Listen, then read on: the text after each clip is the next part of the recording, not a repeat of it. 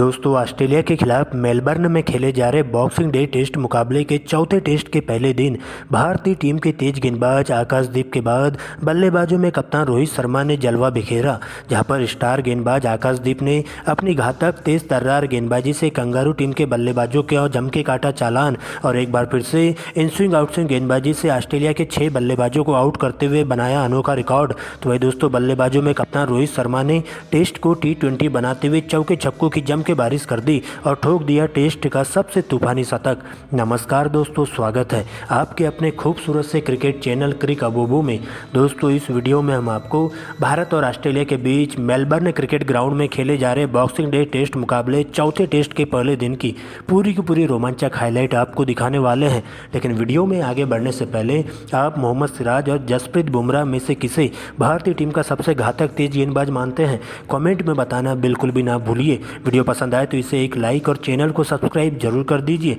दोस्तों, जैसा कि आप सभी जानते हैं कि 3 टेस्ट मुकाबलों की समाप्ति के बाद यह सीरीज अभी भी 1-1 की बराबरी पर पहुंची हुई है। लेकिन दोस्तों, इसी बीच दोनों ही टीमों के बीच में आज सीरीज का चौथा टेस्ट मुकाबला खेला जाता है, जहां पर पहले दिन के खेल में ऑस्ट्रेलियाई कप्तान पैट कमिंस से टॉस जीतकर पहले बल्लेबाजी करने का फैसला करते हैं। जिसके बाद ऑस्ट्रेलिया के लिए पारी का आगाज करने के लिए उस्मान ख्वाजा और सैम कॉन्स्टेंस की एंट्री होती है, जहां पर टीम इंडिया के लिए पहले ओवर की गेंदबाजी करने आते हैं तेज गेंदबाज जसप्रीत बुमराह। यहाँ पर दोस्तों, पहली ओवर में जसप्रीत बुमराह का सामना होता है उस्मान ख्वाजा से और एक बार फिर से बेहतरीन लाइन लेंथ के तहत गेंदबाजी देखने को मिलती है और उस्मान ख्वाजा पहले ओवर को मेडन जाने देते हैं। लेकिन दोस्तों, इसके बाद दूसरे ओवर में मोहम्मद सिराज के सामने बल्लेबाजी करते हैं सैम कॉन्स्टेंस, जहां पर ओवर की पहली गेंद पर तेज गति से फेंकी गई गेंद टप्पा पड़ने के बाद तेजी से अंदर की तरफ आती है और LBW की जोरदार अपील देखने को मिलती है। लेकिन अंपायर के द्वारा इसे नॉट आउट करार दे दिया जाता है, जहाँ पर गेंद स्टंप को मिस करती हुई चली जाती है। लेकिन दोस्तों, इसके बाद दोनों ही बल्लेबाज मिलकर काफ़ी सूझबूझ भरी बल्लेबाजी का नज़ारा पेश करते हैं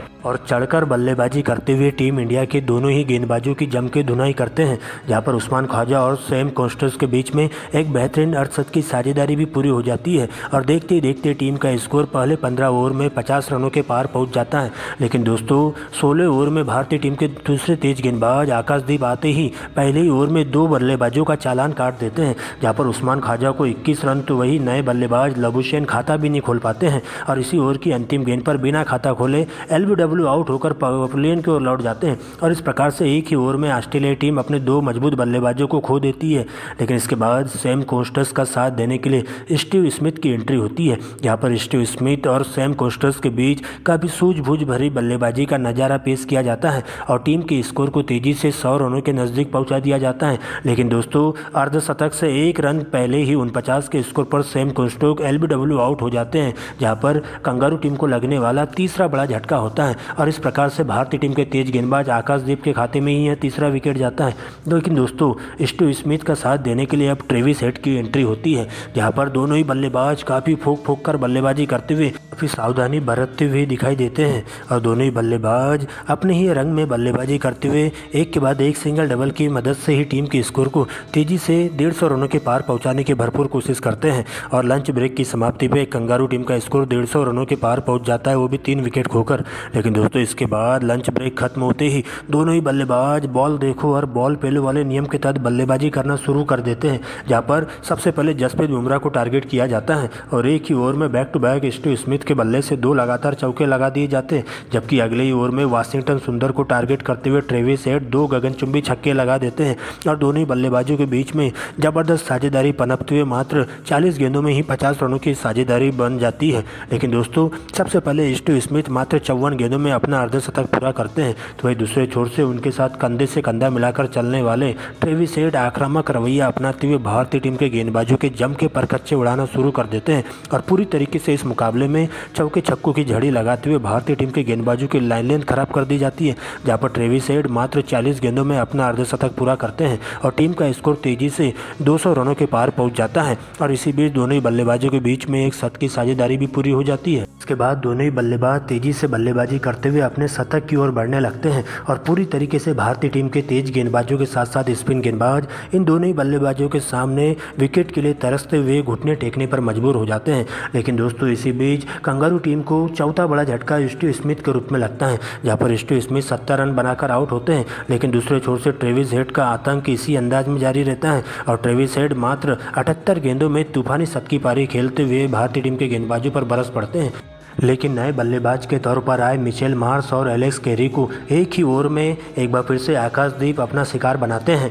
और दोनों ही बल्लेबाज बिना खाता खोले हुए डगआउट की ओर लौट जाते हैं और कंगारू टीम के 7 बल्लेबाज डगआउट की ओर लौट जाते हैं। जिसके बाद दोस्तों कप्तान पैट कमिंस की एंट्री होती है और ट्रेविस हेड के साथ मिलकर दोनों ही बल्लेबाज काफ़ी सूझबूझ भरी बल्लेबाजी के साथ अच्छे गेंदों को छोड़ते हुए खराब गेंदों को बाउंड्री लाइन के बाहर पहुँचाते हुए दिखाई देते हैं, जहाँ पर ट्रेविस हेड तेजी से रन बटोरते हुए अपने 150 रन भी पूरे कर लेते हैं और पूरी तरीके से इस मुकाबले में ऑस्ट्रेलिया की टीम के स्कोर को 300 रनों के पार पहुंचा देते हैं। लेकिन दोस्तों इससे पहले ही किया साझेदारी और आगे बढ़ पाती भारतीय टीम के तेज गेंदबाज मोहम्मद सिराज ट्रेविस हेड को अपना शिकार बनाते हैं, जो कि 151 के स्कोर पर कैच आउट होते हैं। जिसके बाद पैट कमिंस का साथ देने के लिए मिचेल स्टार्क की एंट्री होती है, लेकिन अगली ही गेंद पर रोहित शर्मा मिचेल स्टार्क का स्लिप में बेहतरीन कैच लेते हुए कंगारू टीम को पूरी तरीके से घुटनों के बल पर ला देते हैं। लेकिन दोस्तों इसके बाद लोअर ऑर्डर क्रम का कोई भी बल्लेबाज टिककर बल्लेबाजी नहीं कर पाता है और एक के बाद एक सस्ते में अपना विकेट गंवाते हुए टीम इंडिया के तेज गेंदबाजों के सामने सरेंडर करते हुए दिखाई देता है, जहां पर एक बार फिर से मोहम्मद सिराज और तेज गेंदबाज जसप्रीत बुमराह लोअर ऑर्डर बल्लेबाजों पर पूरी तरीके से कहर बनकर टूट पड़ते हैं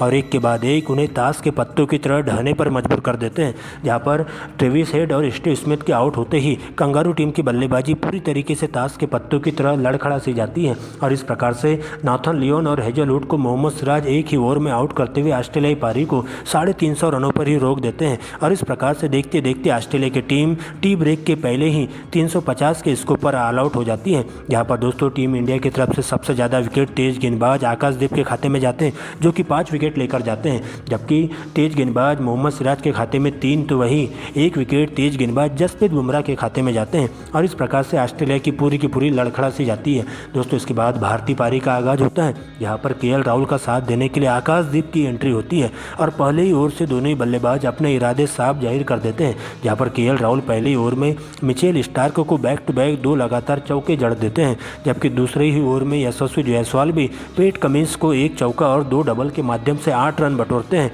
इसके बाद तो पीछे मुड़कर देखने का नाम नहीं लेते हैं दोनों ही बल्लेबाज और टेस्ट को T20 बनाते हुए कंगारू टीम के सभी गेंदबाजों की जम के धुनाई करते हुए दबाव बनाने की भरपूर कोशिश करते हैं, जहां पर एक बार फिर से केएल राहुल 2 गेंदों में 2 लगातार छक्के जड़ देते हैं और मात्र 40 गेंदों में ही अपना अर्धशतक पूरा कर देते हैं। जिसके बाद यशस्वी जायसवाल भी उन्हीं के कंधों पर चलते हुए दिखाई देते हैं और मात्र 35 गेंदों में ही अपनी हाफ सेंचुरी पूरी करते हुए टीम इंडिया के स्कोर को 100 रनों के पार पहुंचा देते हैं और इस प्रकार से भारतीय टीम एक मजबूत स्थिति में आकर खड़ी हो जाती है। लेकिन दोस्तों 21वें ओवर में भारतीय टीम को पहला बड़ा झटका हेजलवुड के द्वारा दे दिया जाता है, जहां पर टीम इंडिया के विस्फोटक बल्लेबाज यशस्वी जायसवाल मिड ऑफ में कैच आउट हो जाते हैं 51 के स्कोर पर। जिसके बाद कप्तान रोहित शर्मा की एंट्री होती है, लेकिन रोहित शर्मा तो सर पर कफन बांधकर मैदान पर मौजूद होते हैं और आते ही इसी ओवर की अंतिम 2 गेंदों पर 2 लगातार चौके बटोर लेते हैं। जिसके बाद केएल राहुल और रोहित शर्मा के बीच में एक जबरदस्त तेज गति से बनने वाली साझेदारी देखने को मिलती है, जहां पर रोहित शर्मा और केएल राहुल चौके छक्कों की बारिश करते हुए पूरी तरीके से कंगारू टीम के गेंदबाजों पर बरस पड़ते हैं। जहां पर रोहित शर्मा बॉल देखो और बॉल पेलो वाले नियम के तहत बल्लेबाजी करते हुए मात्र 38 गेंदों में ही अपना अर्धशतक पूरा कर लेते हैं और टीम इंडिया का स्कोर तेजी से 200 रनों के नजदीक पहुंच जाता है। जहां पर केएल राहुल और रोहित शर्मा अभी भी पहले दिन के खेल में नाबाद लौट जाते हैं और टीम इंडिया 150 रन बना लेती है।